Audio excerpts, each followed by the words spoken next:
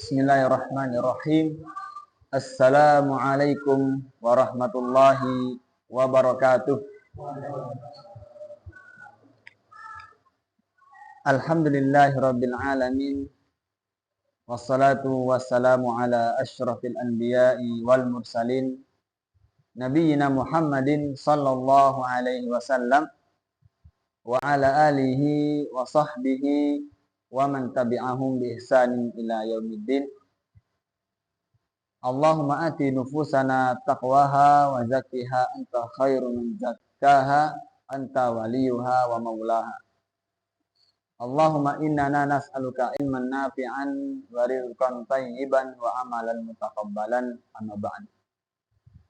Para hadirin jamaah salat maghrib yang berbahagia, puji syukur kita kepada Allah yang mana telah melimpahkan karunia-Nya kepada kita sehingga kita bisa tergerak untuk salat berjamaah dengan istiqamah. Mudah-mudahan semoga segala satu amal ibadah kita itu dinilai di sisi Allah Subhanahu wa taala.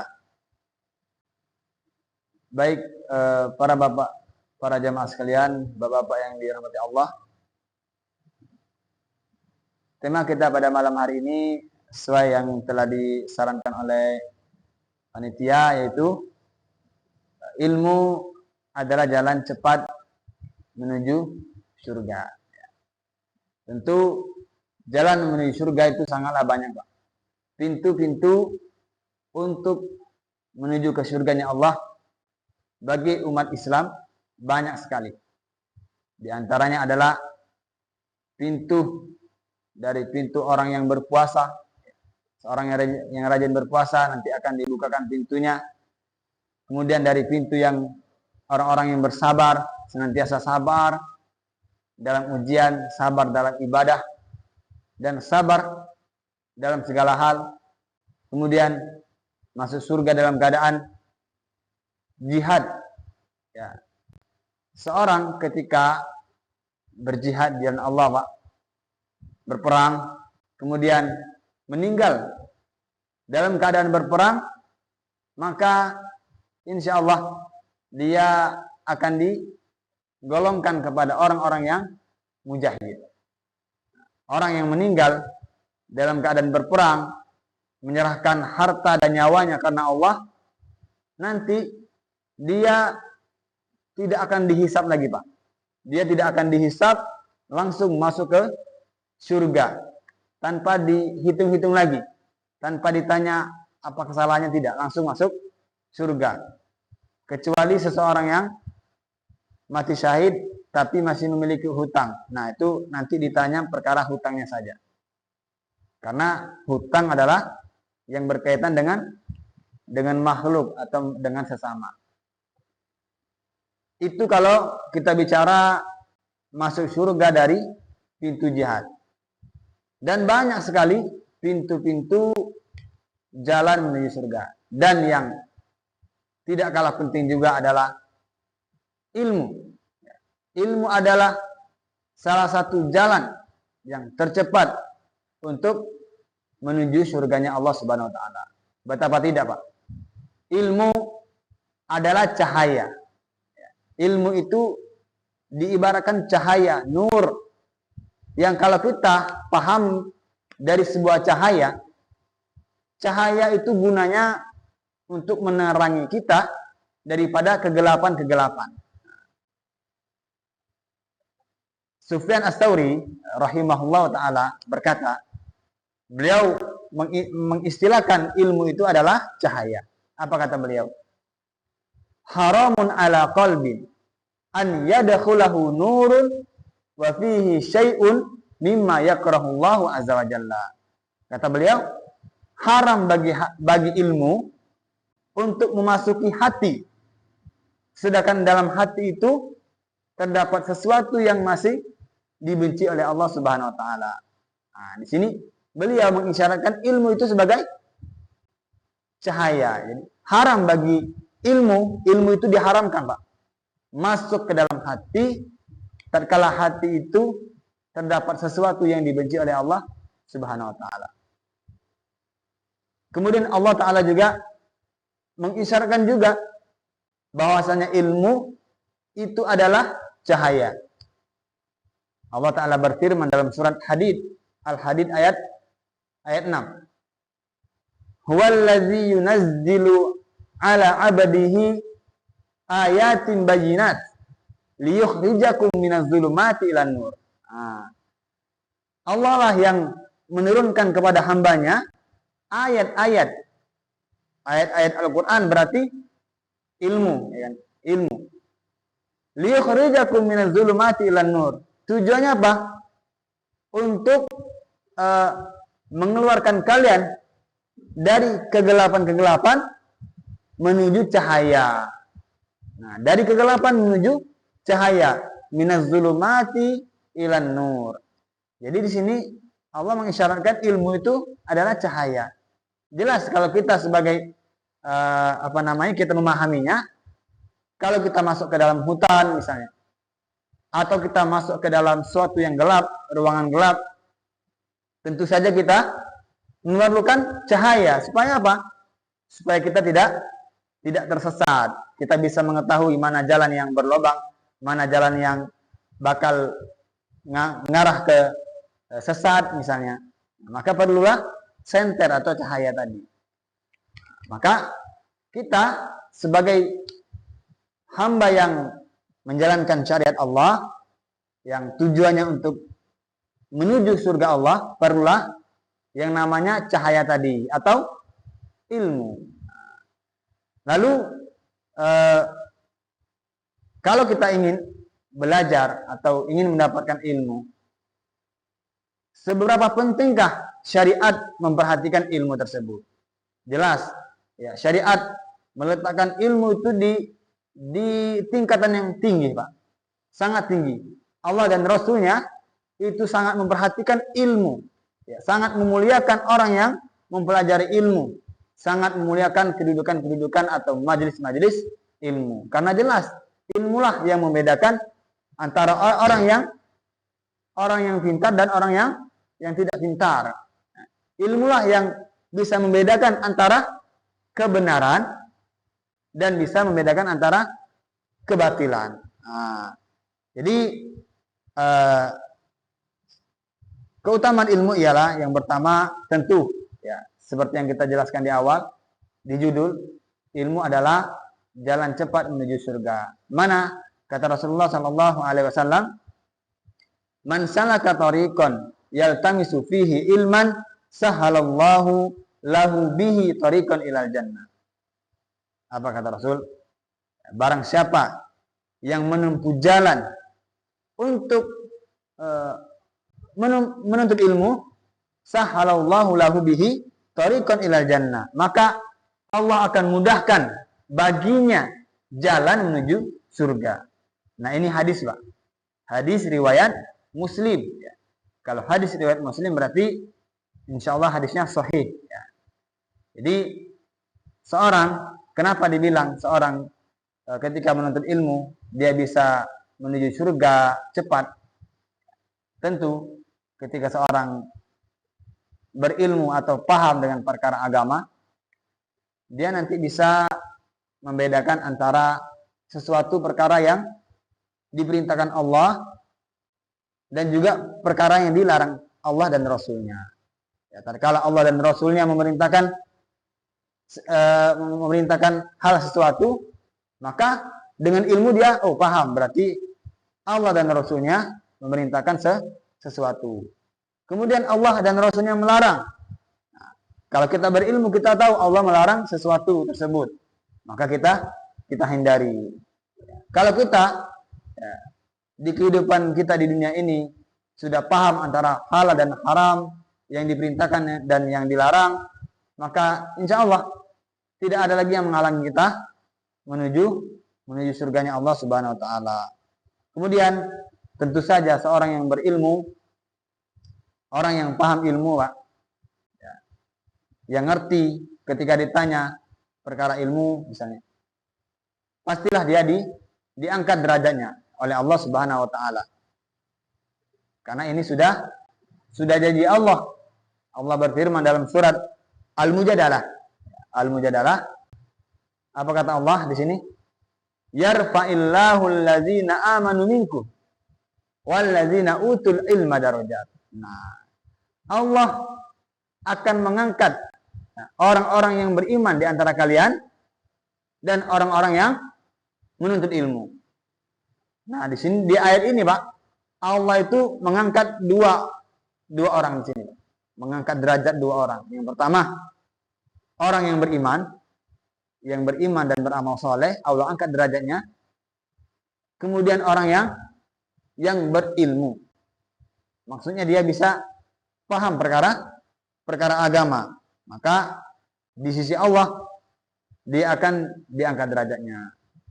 Kemudian seorang ketika paham ilmu, maka ilmu akan menjadi penerang baginya, akan mengarahkannya, menuntunnya di kehidupan sehari-hari, sehingga dia tidak terjerumus kepada sesuatu yang salah.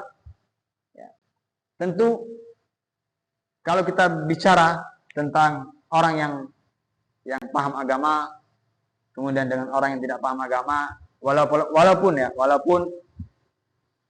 dua orang ini itu sama-sama beriman, Pak. Sama-sama beriman. Ya. Tetapi yang satunya sangat paham agama. Kemudian yang satunya lagi biasa-biasa saja. Ya, dia biasa saja. Dia rajin sholat, rajin puasa, rajin ibadah. Tapi yang satunya lagi paham agama dan juga sholat, ibadah. Maka Allah membedakan antara keduanya. Ya. Allah berfirman dalam surat Zumar, Qul hal yastawil ladzina la ya'lamuna walladzi Qul hal yastawil ladzina ya'lamuna walladzina la ya'lamun. Katakanlah wahai Muhammad, apakah sama antara orang yang berilmu dan orang yang tidak berilmu? Tentu tidak sama. Sedangkan kalau kita mengkaji lagi di pembahasan fikih itu, Pak, ada namanya bab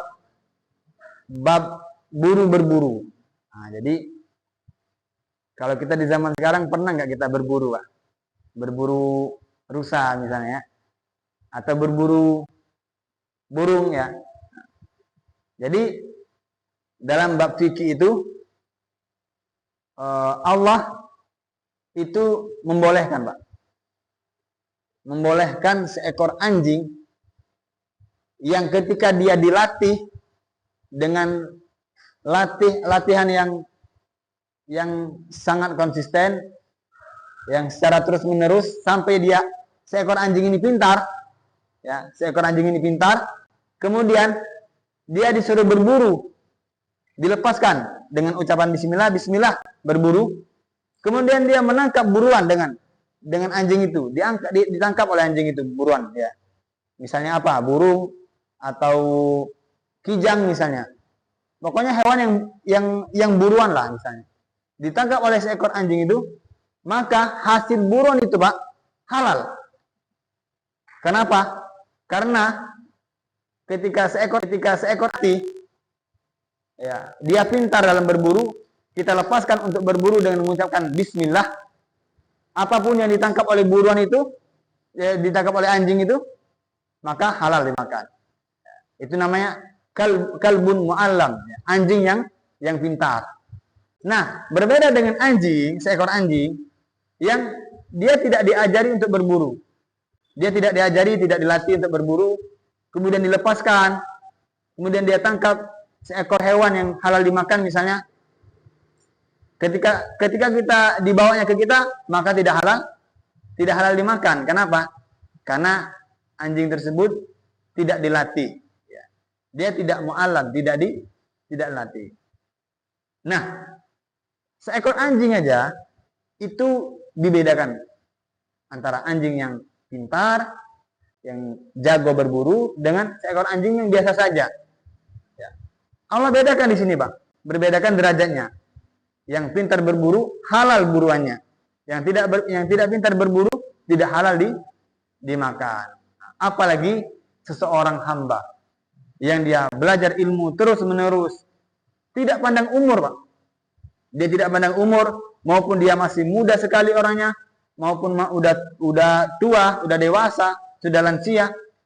Yang penting dia menuntut ilmu niatnya karena Allah, maka dia mendapatkan janji Allah yang tadi. Allah akan angkat derajatnya di sisinya. Nah, jelas ya. Karena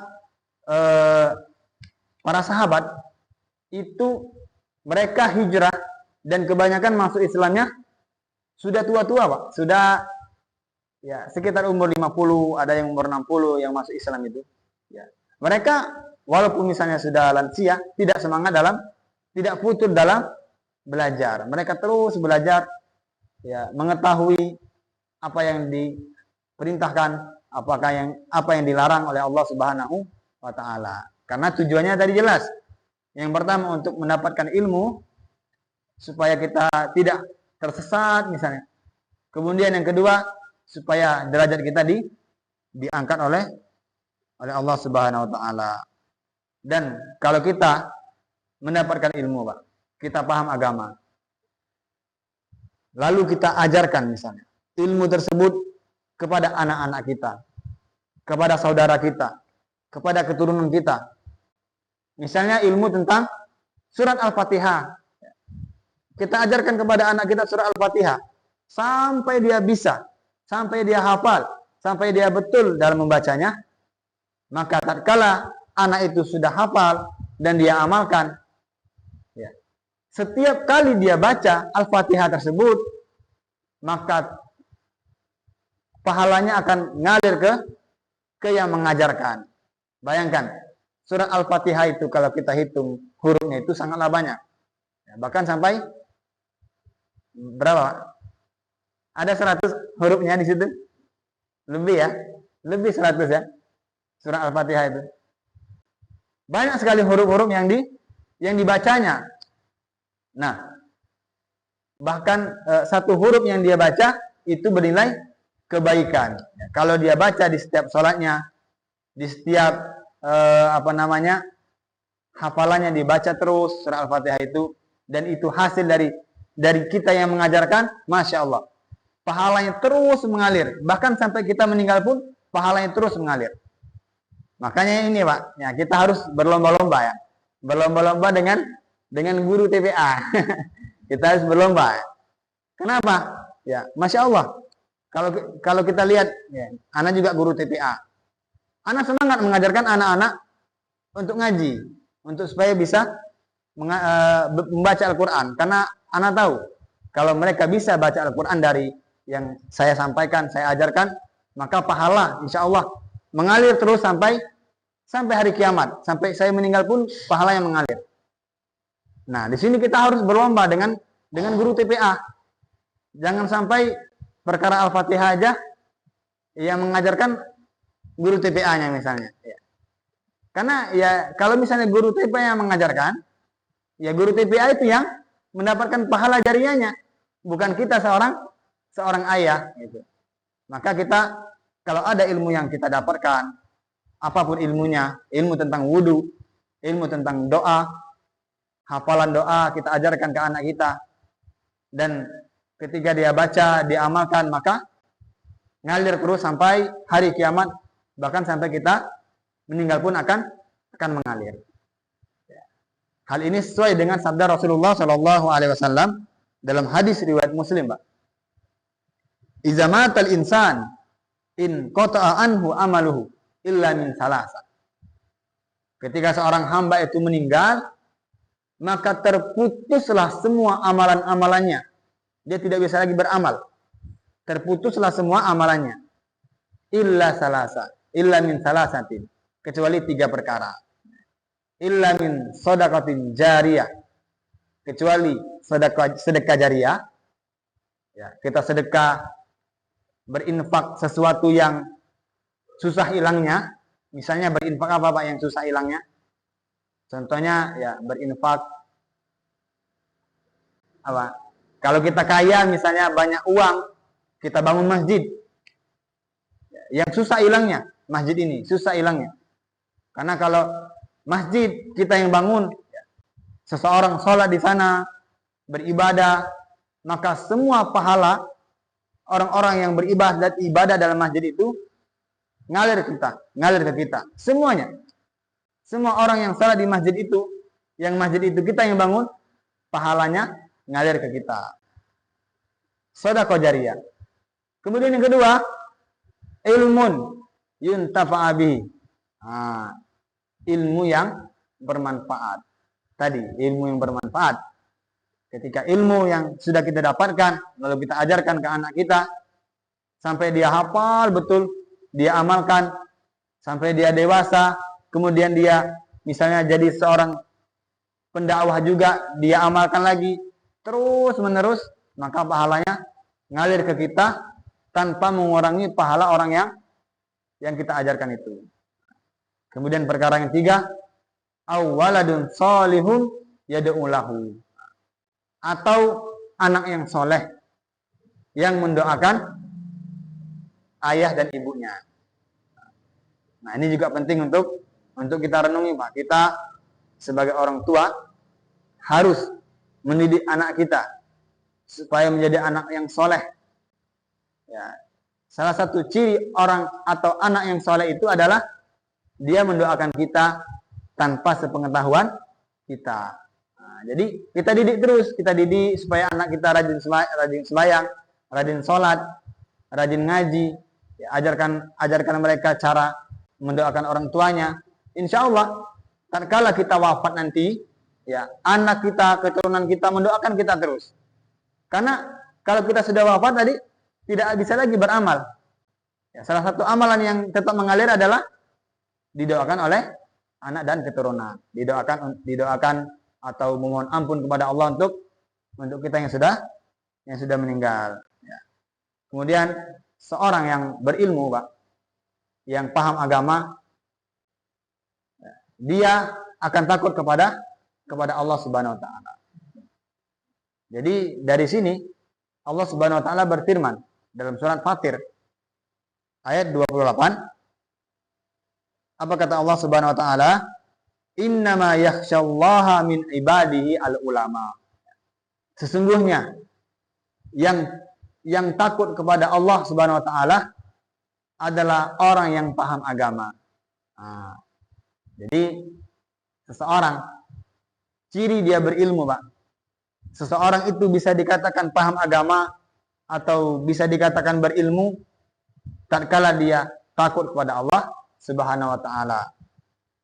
Semakin dia berilmu, maka dia semakin takut kepada Allah Subhanahu wa taala. Jadi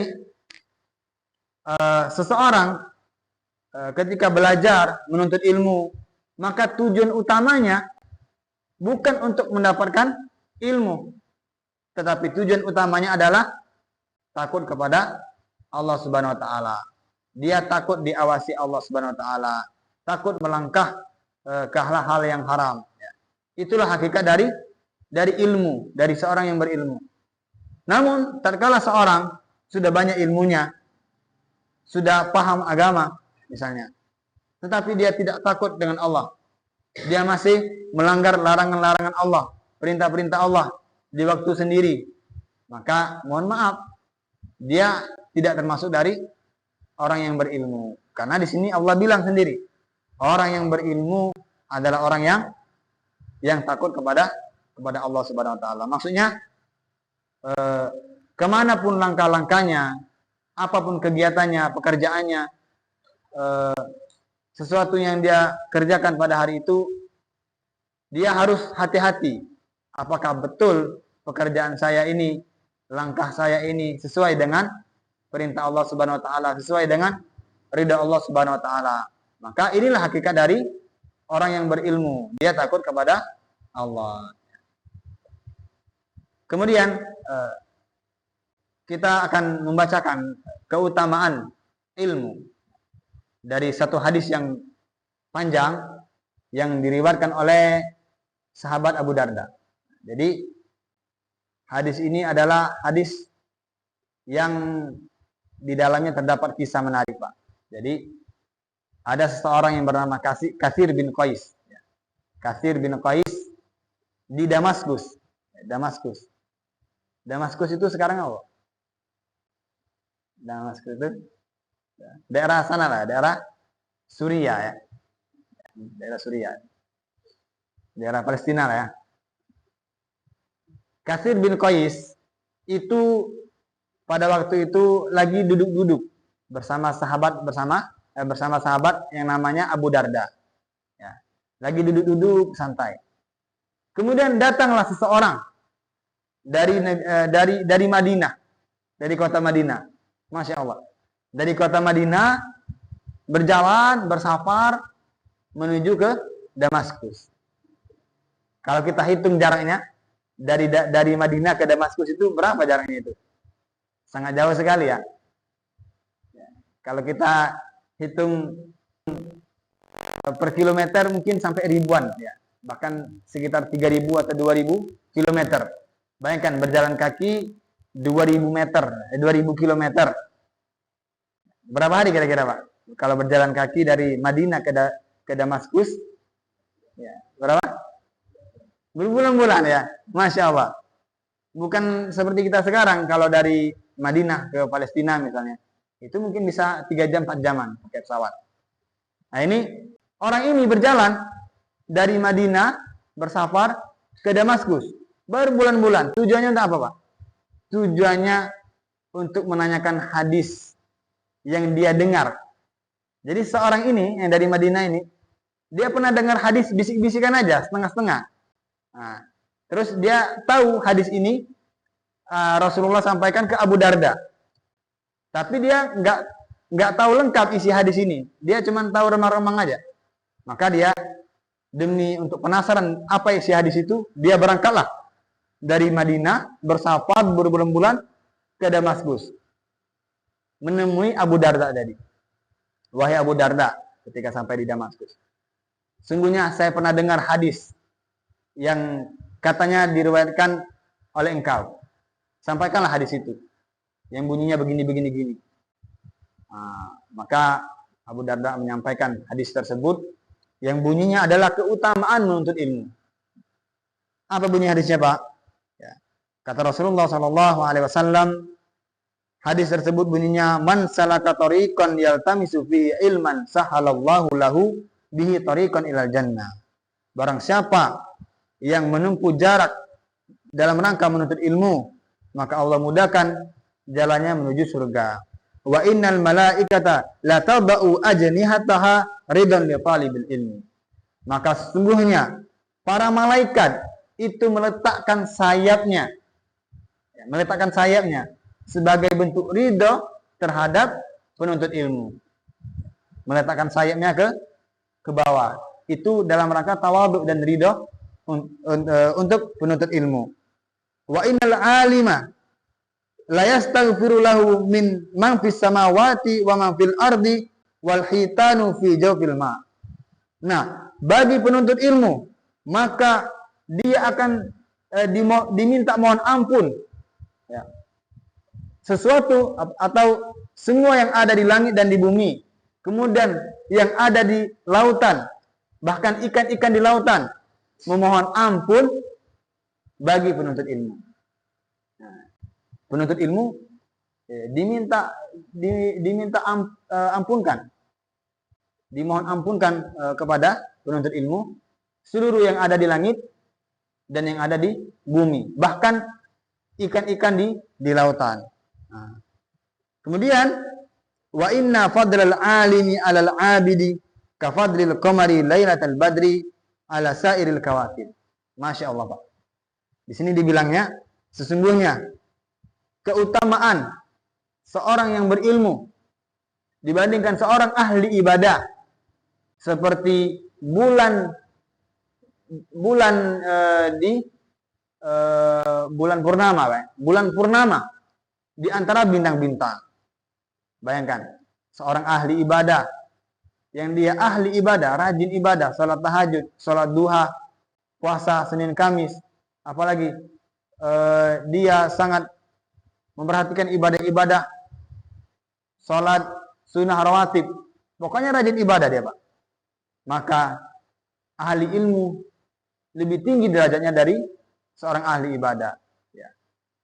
Di sini diumpamakan seperti bulan purnama di antara bintang-bintang.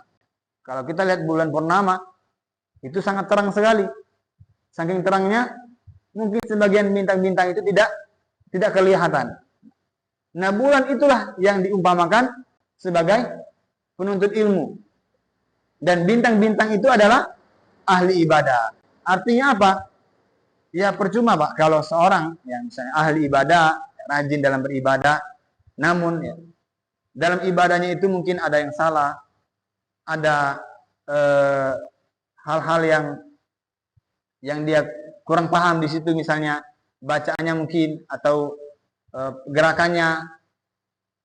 Ya, seorang walaupun dia rajin ibadah, tapi ibadahnya mungkin salah, percuma juga. Tetapi orang yang berilmu, insya Allah dia dengan ilmunya itu dia bisa diarahkan. Dia tahu mana ibadah yang dianjurkan atau ibadah yang diperintahkan oleh Rasulullah Shallallahu Alaihi Wasallam. Maka di sini wajarlah beliau mengumpamakan sebagai bulan purnama di antara bintang-bintang. Wa innal ulama'a warasatul anbiya lam yuwarrisu dinaran wala dirhaman.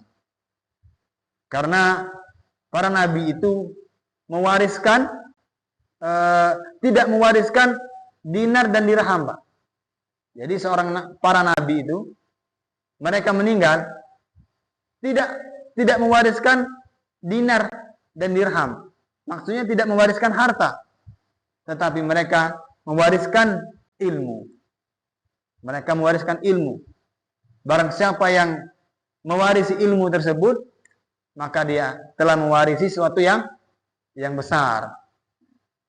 Karena kalau kita lihat Nabi SAW meninggal itu tidak membawa apa-apa, tidak meninggalkan apa-apa.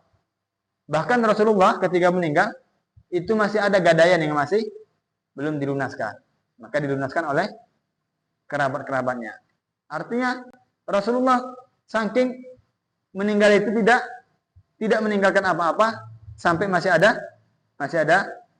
gadaian ya. Maka seorang ketika mewarisi ilmu dari para nabi, dia ambil ilmu tersebut dari Nabi Shallallahu Alaihi Wasallam, dia pelajari, dia contoh Nabi, dia amalkan apa yang diperintahkan Nabi, dia tinggalkan apa yang dilarang oleh Nabi, maka dia telah mengambil warisan yang besar. Nah, maka kalau kita sebutkan Pak satu persatu, keutamaan menuntut ilmu itu sangatlah banyak sekali, banyak sekali. Saking Allah dan Rasulnya itu sangat memperhatikan ilmu. Baik, kemudian setelah kita mengetahui keutamaan menuntut ilmu, apa saja adab-adab tatkala kita ingin memperdalam ilmu. Tentu kita tatkala ingin melakukan sesuatu itu pasti ada adab-adabnya, ada moralnya. Maka tentu ilmu, tatkala seorang ingin memperdalam ilmu, dia tidak mungkin memperdalaminya dengan secara ngasal. Harus dengan adab-adabnya supaya ilmu yang dapat itu berkah. Apa saja adabnya? Yang pertama tentu adalah ikhlas. Menuntut ilmu ikhlas karena Allah Subhanahu wa taala.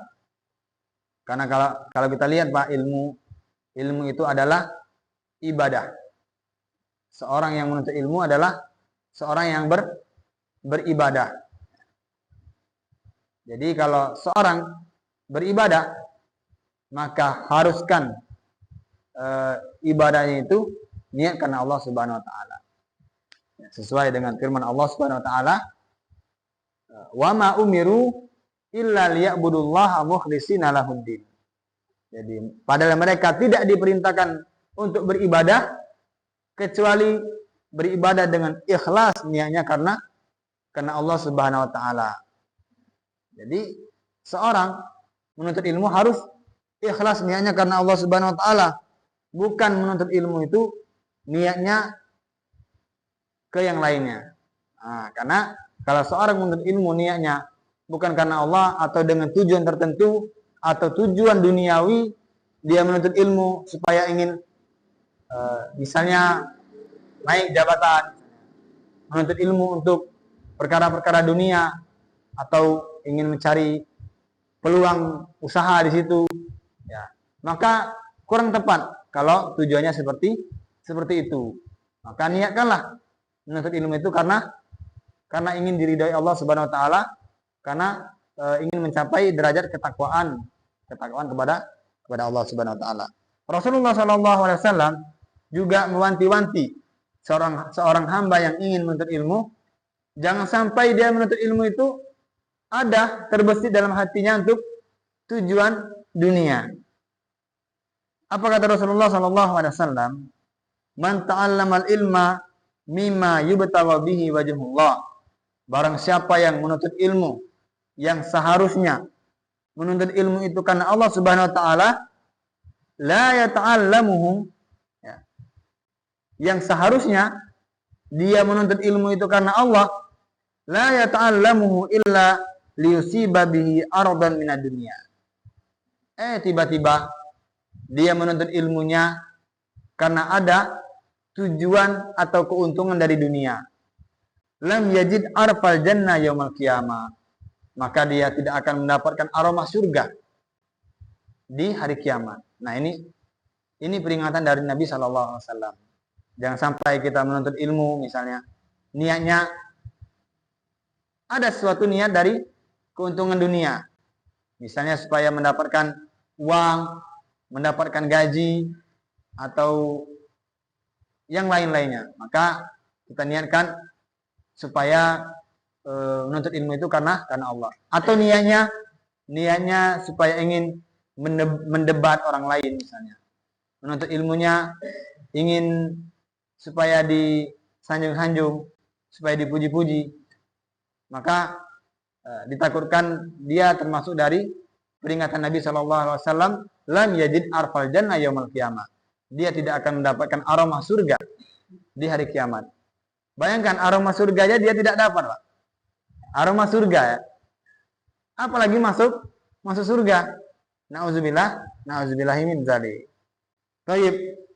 Kemudian yang paling penting adalah salah satu adab menuntut ilmu yaitu membersihkan hati daripada kotoran-kotoran dosa. Karena ilmu itu, Pak, ilmu itu adalah cahaya. Sedangkan hati kita itu diumpamakan sebagai wadah. Wadahnya ilmu. Nah, kalau hati ini adalah wadah, maka tentu saja harus kita bersihkan hati ini. Supaya apa? Supaya ilmu mau menghinggap di hati kita. Kalau misalnya hati kita ada sedikit kotoran atau kotoran-kotoran dosa, maka ilmu pun enggan menghinggap di hati kita. Sama seperti kalau kita umpamakan di rumah kita, misalnya di kasur kita, Pak. Kasur kita bersih, putih, ya, wangi, maka tentu saja kita pasti mau tidur di kasur tersebut. Tetapi kalau kasur tersebut ada kotoran, mohon maaf kotoran kucing misalnya, maka pasti kita tidak mau untuk istirahat di situ, karena pasti aromanya tidak sedap.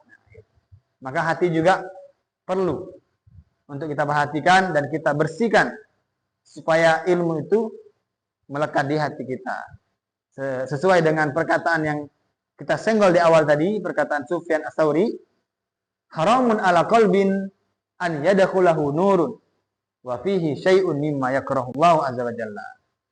Haram bagi ilmu untuk memasuki hati tatkala hati tersebut ada sesuatu yang dibenci Allah Subhanahu wa taala. Ilmu itu tidak mau menghinggap di hati kita. Kemudian yang adab yang selanjutnya ialah seorang ketika mendapatkan ilmu, dia wajib mengamalkan ilmu tersebut. Karena sesuai yang kita bicarakan di awal, tujuan awal seorang itu adalah untuk mendapatkan ridho Allah dan ketakutan kepada Allah. Sudah habis Pak ya. Baik. Nah, mungkin ini yang terakhir adalah kita harus mengamalkan ilmu.